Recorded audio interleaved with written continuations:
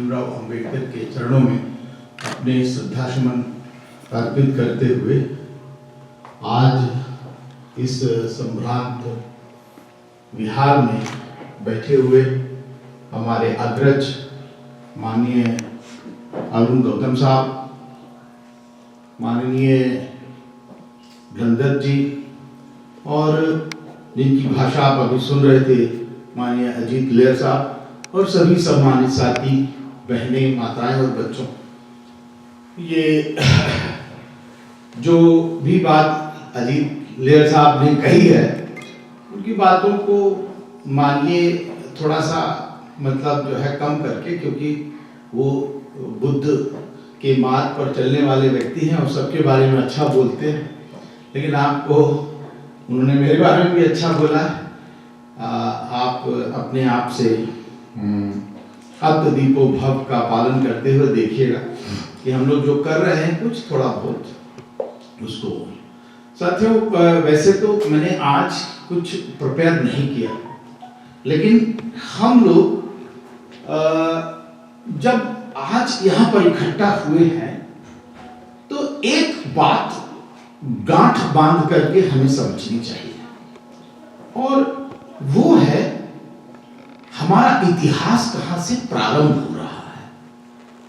कल हमने देखा कि बाबा साहब की जयंती हम लोगों ने मनाई और बाबा साहब के आंदोलन के बारे में बात की, गुरु महाराज के बारे में हम लोगों ने बात करी, लेकिन आज हम बात कर रहे हैं 564 BC, यानी कि अगर हम लोग 564 से अगर अपने इतिहास को शुरू करें तो हमारा इतिहास, हमारी संस्कृति, हमारी जो सभ्यता है वो 2500 साल से भी ज्यादा पुरानी है,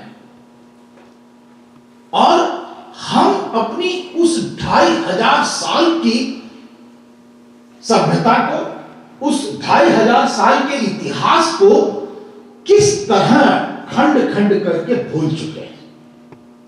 इसलिए मेरी गुजारिश है कि आज जब हम बैठे हैं बुद्ध विहार में और भगवान गौतम बुद्ध की बात हम कर रहे हैं, तो हमको अपने इतिहास को समझने की थोड़ी सी जो है पॉज करके थोड़ी सी आवश्यकता है।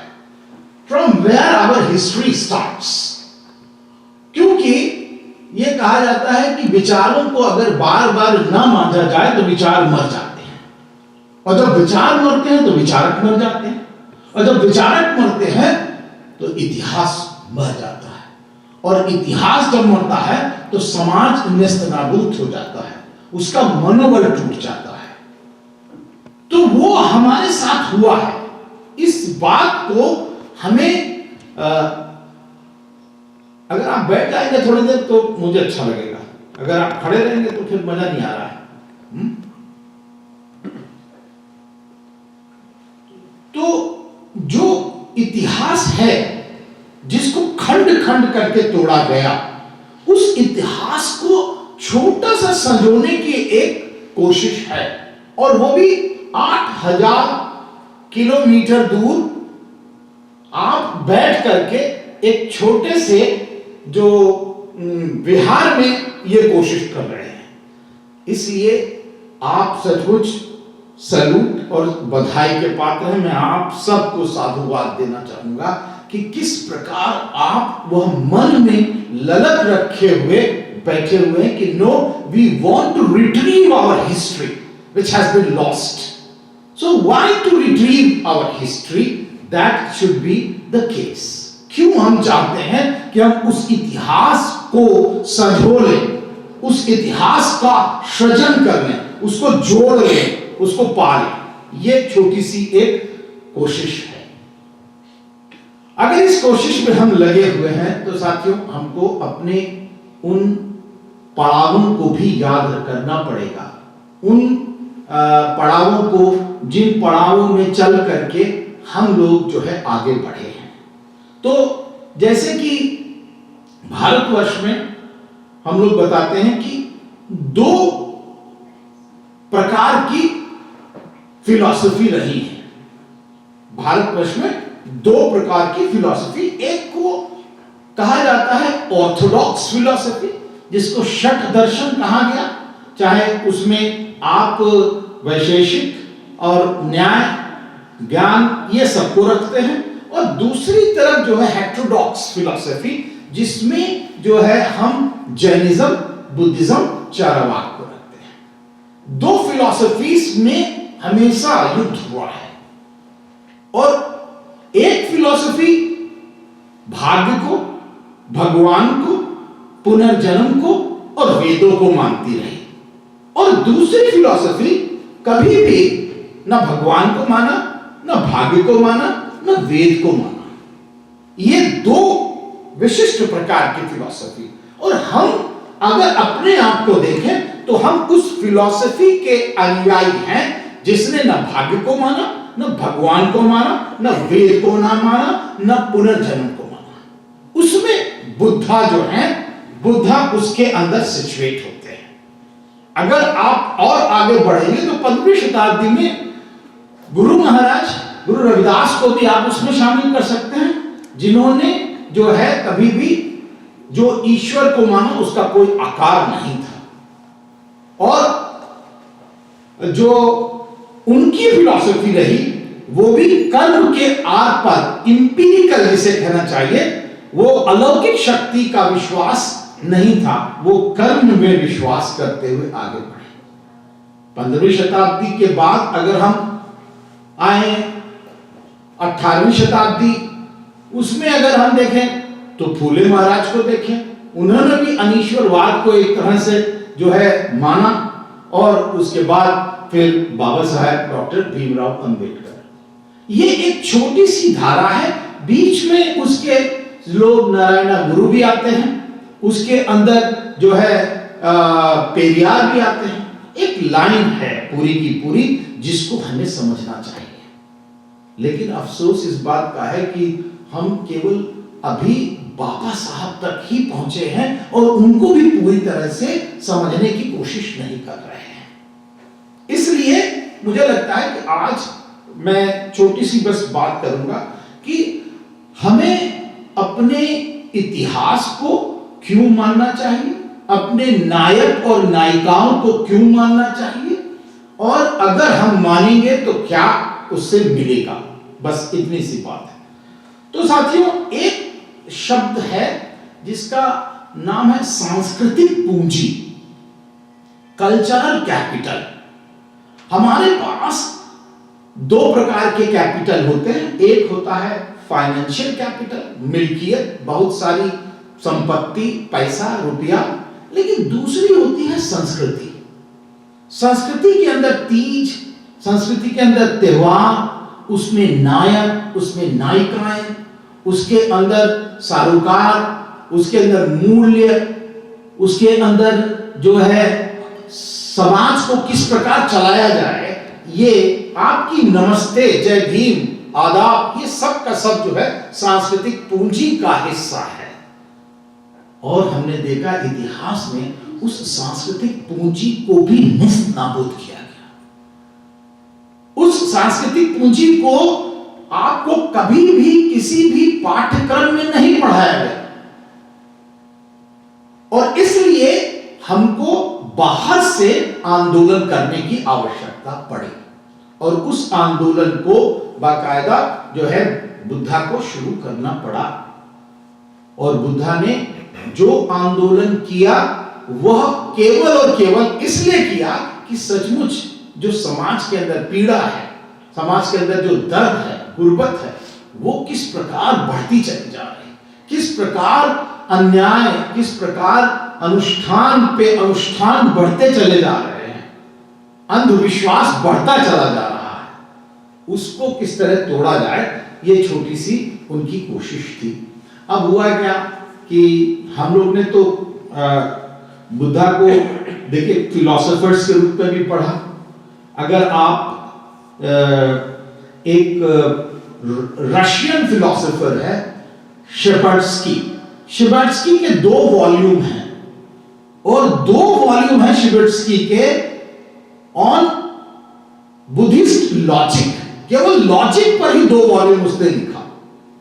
अब आप सोचिए 6वीं शताब्दी में, और वो चैलेंज करता है अरिस्टोटल को और इमैनुअल कांट को, दोनों को चैलेंज करता है कि अगर दिग गंगा और विमल कीर्ति को आप पढ़ेंगे तो उसके अंदर जो लॉजिक है वो किस प्रकार समझाया गया, जो इपिस्टेमोलॉजी है, ज्ञान मीमांसा है, वो किसको समझाया गया। ये बात उन्होंने 6वीं शताब्दी में कही, जबकि अरिस्टोटल वगैरह जो है बहुत बाद में 11वीं शताब्दी के अंदर आ गए।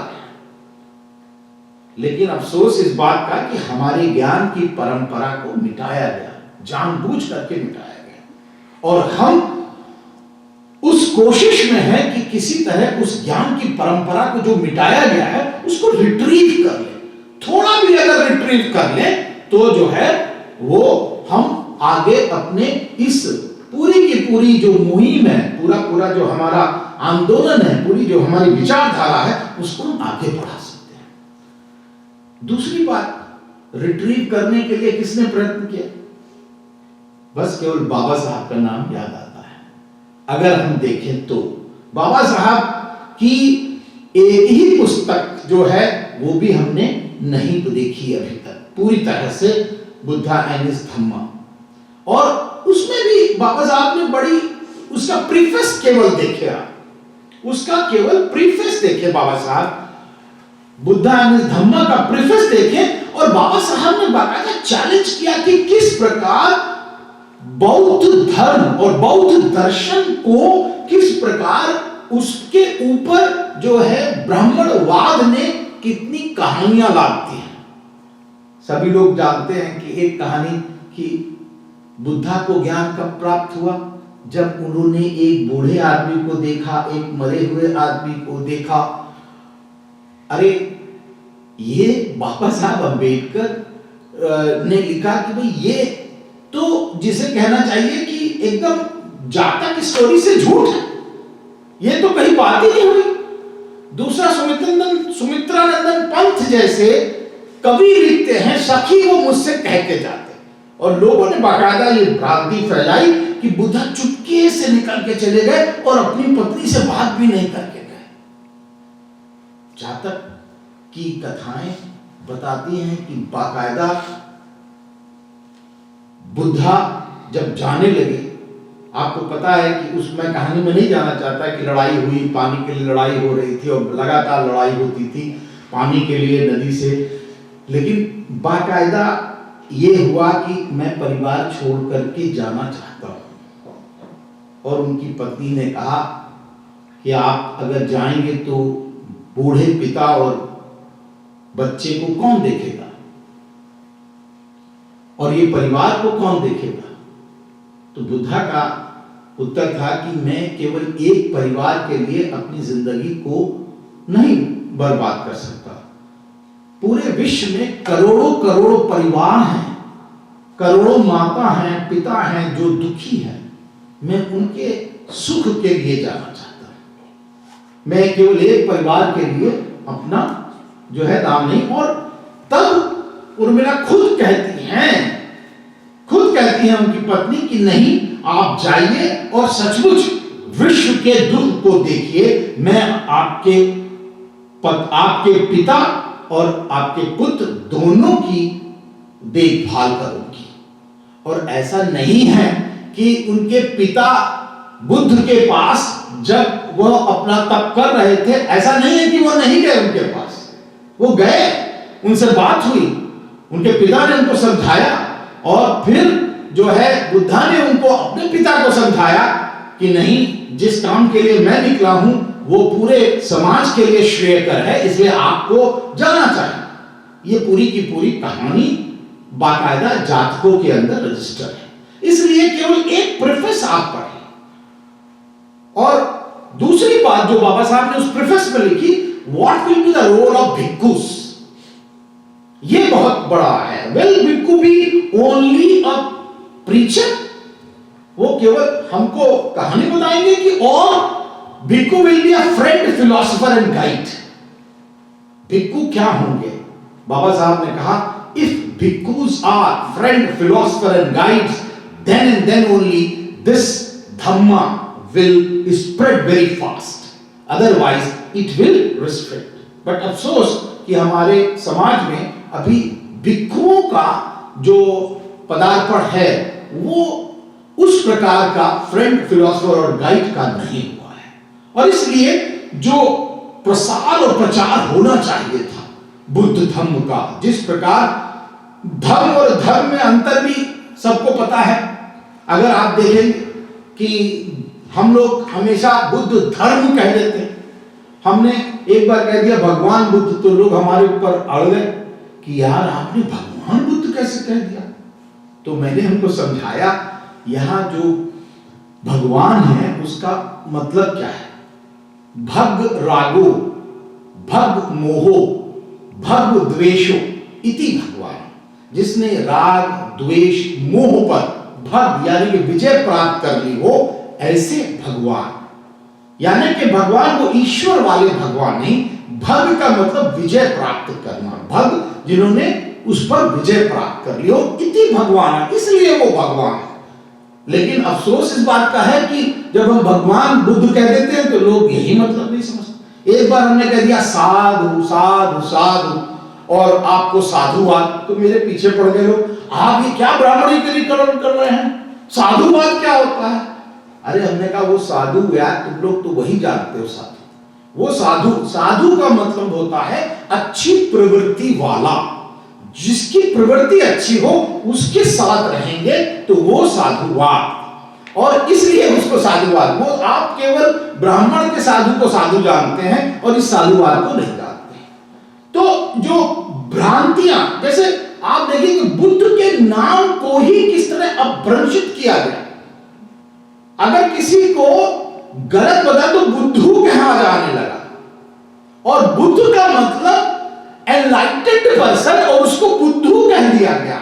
ये कहीं ना कहीं एक सोची समझी साजिश और रणनीति का हिस्सा है, और इसलिए हमें अपने समाज के अंदर जो लिखे ग्रंथ हैं कम से कम उन पर अब दूसरे पर विश्वास, ये किंवदंतियों पर विश्वास नहीं, किसी के द्वारा कही हुई बात पर विश्वास नहीं। आपको स्वयं, अब हम सब पढ़े लिखे हैं, फॉरेन कंट्रीज में है, हम एक तरह से सोर्सेस पे जाएं। What are the original sources. जब हम ओरिजिनल सोर्स को जाकर के हम जब अध्ययन करेंगे, when we will analyze the original sources, तब हमको सत्यता पता चलेगी। इसीलिए मैं यहां तक कि बाबा साहब की बातों पर भी मैं जो है कभी भी दूसरों की बातों पर भरोसा नहीं करता हूं। जो आज अगर मुझे कहानी बताते हैं, यकीन मानिए मैं उनकी बात अब नहीं मानता। I really want to understand Baba Saheb Ambedkar from what he has written. Source क्या है उनका, उनकी कमेंट्री को पढ़ना हम बंद कर दें। I will not read commentary. I will not listen। कोई दूसरा आके हमको बताएगा कि बाबा साहब कैसे चलते थे, बाबा साहब क्या खाते थे, बाबा साहब क्या कहते थे। I don't want to listen। और हमारे यहाँ ये बड़ी भारी परंपरा है कि अगर कोई गोरा आके कह दे तो हम तो उसके ऊपर बिच जाएंगे। हम लोग कुछ कह रहे हैं तो कोई माने नहीं रखता है, विवेक कुमार ने कुछ कहा, लेकिन अगर white person comes and says whatever he says, हमारे यहाँ आजकल वो प्रचलन है कि white person people always say बाबा साहब was impressed by one of his teachers.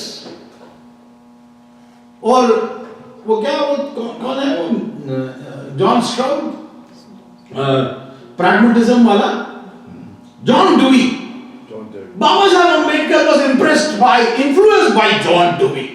अरे बाबा Saheb Ambedkar was first influenced by Kabir, then by Phule, and then by Buddha, and he says that these are my three masters. Why he did not write that, look, Dewey is also my master? लेकिन उसकी किताब और उसने कह दिया। मैंने कहा अगर प्रैग्मेटिज्म में कोई है, सबसे बड़ा विश्व का कोई प्रैग्मेटिस्ट फिलोसोफर है, फिर तो वो बुद्धा ही है। और जॉन डुई तो 19वीं शताब्दी में आए तो उन्होंने बुद्धा को पढ़ा होगा। अब हम पहले बुद्धा को माने कि हम डुई को पहले माने? और बाबा साहब अम्बेडकर ने जितना बुद्धा को पढ़ा उतना तो डुई को नहीं पढ़ा। इसलिए हमारा झंडा किस तरह ऊंचा रहे ये हमारे ऊपर निर्भर करता है।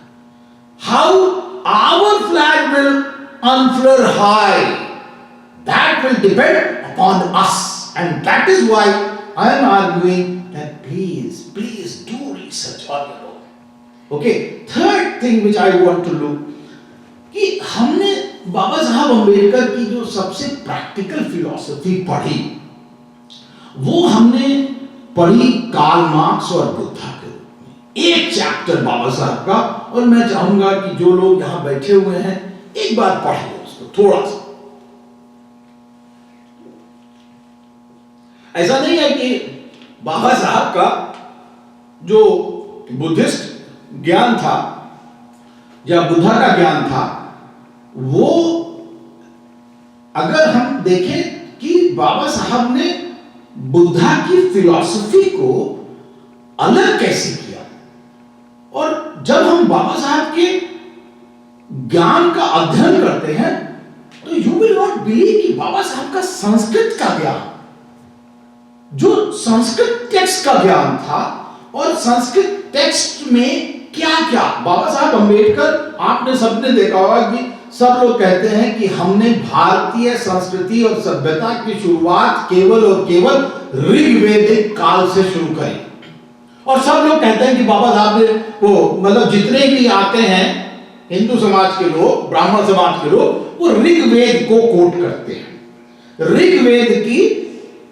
ऋग्वेद का 10वां चैप्टर, 10वां मंडल, और उसमें भी 90th ऋचा, जो 90वीं ऋचा है, जिसके आधार पर भारतीय संस्कृति की संरचना बनाई जाती है। वो क्या थी? यद पुरुषम व्यवधव कदिदा वैकल्पम किमस मुख कौ बाहु कौ रूपादुच्चे ब्राह्मणो मुखम आसीत दुई बाहु राजन्य कृता उर्तदस्य वैश्य पदभ्याम शूद्र जाए। यानी कि जिस पुरुष की आपने कल्पना की है वो कैसा है, उसका मुख कैसा है, उसके बाहु कैसे हैं, उसका उदर यानी कि पेट कैसा है, और उसका पैर कैसा है। और आंसर है ब्राह्मणों मुखम आसीत, ब्राह्मण मुख हुआ, दुई बाहु राजन्य कृता यानी कि दोनों बाहें राजन्य की गई। The term kshatriya does not exist in Rigveda. Rigveda में क्षत्रिय शब्द नहीं है, लेकिन हमको पढ़ाया गया। उर्तदस्य वैश्य पदभ्याम शूद्र। बाबा साहब अम्बेडकर ने जब शूद्रों की खोज की बात की तो Baba Saheb did not refer only to Rigveda, he went to research Atharvaveda. और अथर्ववेद के बाद उन्होंने भारतीय सामाजिक संरचना की जो खोज करी उसके अंदर बताया कि ये जो ऋग्वेद है वो बाद का इंटरपोलेशन है, इसको बाद में घुसेड़ा गया है ऋग्वेद में। क्यों? क्योंकि इसका मीटर यानी कि लिंग्विस्टिक्स रिसर्च करके बाबा साहब ने कहा इस मीटर ऑफ दी वर्स, जिसे हम लोग हायम कहते हैं या हम लोग वेद में जो है ऋचाएं कहते हैं, उस ऋचा में वो मीटर में ऋचा नहीं है, इसलिए लगता है कि बाद में इसको डाला गया। इतना बड़ा खुलासा किया बाबा साहब अम्बेडकर ने कि जो हम बुद्धा की बात करने जा रहे हैं वो उनकी फिलॉसफी और वैदिक फिलॉसफी में क्या अंतर है। और ये नहीं है कि बाबा साहब अम्बेडकर वहीं रुके, महिलाओं के लिए थेरी गाथा की महिलाओं की बात की बात है, और जो बुद्धा की महिलाओं के प्रति अपनी वल्लभी एक यूनिवर्सिटी थी बुद्धा के समय, और उसकी vice chancellor was a woman. Can you imagine, vice chancellor woman, और क्या स्थिति रही होगी महिलाओं की बुद्धिस्ट काल के अंदर। मैं इसकी बात कर रहा हूं। तो ये जो बातें थी बाबा साहब अम्बेडकर के माध्यम से हम लोगों ने समझी, और इसलिए मैं आपसे केवल यह कहना चाहता हूं कि प्लीज रीड कार्ल मार्क्स और बुद्धा। बाबा साहब अम्बेडकर ने जब शुरू किया लिखना, तो बाबा साहब ने कहा कि you will laugh at me because I'm trying to compare two people who are apart for 2500 years. 2500 साल की अंतराल के लोगों में जो है कैसे तुलना हो सकती है, लेकिन हाँ हम तुलना कर सकते हैं। क्या? What is the commonness of their philosophy? उनके दर्शन में क्या समानता है फिलॉसफी में। और बाबा साहब ने बताया कि उनके दर्शन की फिलॉसफी अगर हम लें तो शुरुआत आप कर सकते हैं कि both of them, both Buddha and Karl Marx, they say that there is pain in the society. There is pain in the society. And there is cause of pain in the society. Second aspect, there is a cause of pain in the society. And third, the cause of the pain in the society is private property. इसलिए बुद्धा कह रहे थे कि private property नहीं, संघ की property होगी। और fourth, there is a way to eliminate this pain. Pain है, कारण है उसका, कारण निवारण है उसका। ये जो चार आर्य हम लोग सत्य कहते हैं, उसकी बात कहीं ना कहीं बाबा साहब अम्बेडकर पढ़ने के बाद वहां कर रहे थे। You can compare. Now for three things he says that there is similarity between Karl Marx and Buddha. There is similarity. One, there is pain in the society. The pain in the society is because of the private property, and this can be eliminated by elimination of the private property. But where he differs, बाबा साहब अम्बेडकर कहने लगे how Karl Marx and Buddha differ. Now, difference is between the path. The path to eliminate the pain in the society. किस तरह हम दुख का निवारण करेंगे इस समाज में। Now for Marx, he says that class struggle, the proletariat struggle of the class, यानी कि he was telling कि class struggle with use of power। बाबा साहब ने कहा कि बट बुद्धा डिफर्ड, ये जो है डिक्टेटरशिप से काम नहीं चलेगा, यहां पर तो डेमोक्रेटिक वे में काम कर रहे हैं। कल मैं सर यही याद करके सोच रहा था कि अरुण गौतम सर ने जो है मुझे जो है एक होमवर्क दिया था कि भाई डेमोक्रेसी पे बोलना है, तो मुझे डेमोक्रेसी का जो उत्पन्न होता हुआ स्वरूप दिखाई दे रहा था। बाबा साहब ने जो लिया democracy, it is not that democracy came from French Revolution. Baba Sahib discovered origin of democracy in Buddhist philosophy, and this is what I am trying to argue, that when we talk about that how will you eliminate the pain and agony in the society, you will do it through the democratic means. But Marxists were saying it is dictatorship of the proletariat. The difference between democracy and dictatorship has to be understood. दूसरी बात जहां पर difference था, use of power. Karl Marx argued that pain can be only eliminated by dictatorship of the proletariat by use of power. Buddha ने कहा नहीं, ये तो करुणा मैत्री से ही जो है रेवोल्यूशन आएगा। The difference is very clear. Now, how will actually democracy arrive? तो फिर उसके लिए बाबा साहब अम्बेडकर ने त्रिशरण, पंचशील, अष्टांगिक मार्ग और 10 परिव्रजाएं बाकायदा इसको लिखा उस किताब के अंदर। उस एस्से में ये सब लिखा हुआ है इन दी एकेडमिक वर्ल्ड, और किस तरह आप डेमोक्रेसी से जो है आगे बढ़ करके किस तरह करुणाशील मैत्री आएगी। और इसलिए बाबा साहब अम्बेडकर कहते हैं कि बुद्धा ने फ्रैटर्निटी को, भाईचारा जो है उसको ऊपर रखा।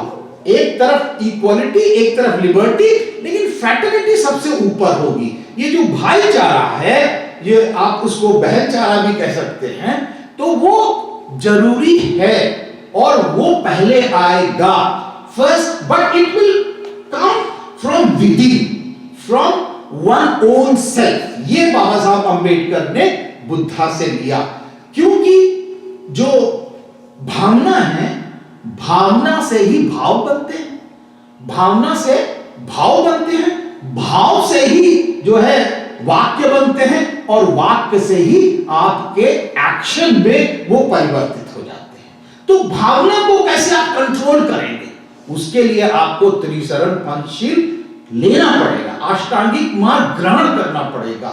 If you start actually doing that, और मैं आपको उसको प्रैक्टिकल रूप में बताना चाहता हूं कि controlling the mind is the most important aspect. Buddha Dhamma जो है वो धर्म से इसीलिए अलग है क्योंकि Dhamma is asking for the benefit for the whole society, it is asking for the benefit of the whole society. संपूर्ण समाज का उत्थान ही धर्म मार्ग है, और धर्म जो है वो बाकायदा व्यक्तिगत है। रिलीजन इज इंडिविजुअल एनालिसिस, और इसीलिए बाबा साहब अम्बेडकर बाद में जब एनालिसिस करते हैं कि if you want to define religion, there are two aspects of religion, one is ritual and another is theology. Ritual क्या है? अनुष्ठान, आपका फूल चढ़ाना, आपका दीपक जलाना, आपका जिसे जल चढ़ाना, ये सब अनुष्ठान है। लोग अनुष्ठान को ही धर्म मान लेते हैं। They do not go the preachings and teachings which is considered to be theology. इसीलिए बुद्धा का जो त्रिशरण पंचशील, अष्टांगिक मार्ग और 10 प्रविज्ञा हैं, मुझे लगता है कि अगर उसका थोड़ा सा हम अनुसरण करें, कुछ नहीं, आपको केवल क्या है, ट्रेन करना है। 5 मिनट में मुझे लगता है कि 5 मिनट में सब हो जाएगा, 5 से 10 मिनट भी। और दिस ट्रेन्स योर माइंड। यहां मन क्योंकि चंचल है, चपल है, चलायमान है, इसलिए उसको कैसे कंट्रोल किया जाएगा? माइंड से कंट्रोल किया जाएगा। If you want to control your, और इसीलिए कहीं ना कहीं आगे चल करके इसको जब प्रैक्टिकल शेप देने लगे तो बोलने लगे, मैं मानव काशीराम की बात कर रहा था कि उन्होंने कहा action has to be done in 3 levels, action, reaction and counter action. अगर कोई भी आप एक्शन करने जा रहे हो तो तब तक ना करिए जब तक काउंटर एक्शन न सोच लीजिए, क्योंकि जैसे ही आप कोई एक्शन करेंगे उसका काउंटर एक्शन, उसका रिएक्शन होगा, और उस रिएक्शन को अगर आप प्राप्त नहीं कर पा सकते, आगे नहीं चला सकते हैं, तो आप फिर क्या करेंगे? आप हार जाएंगे।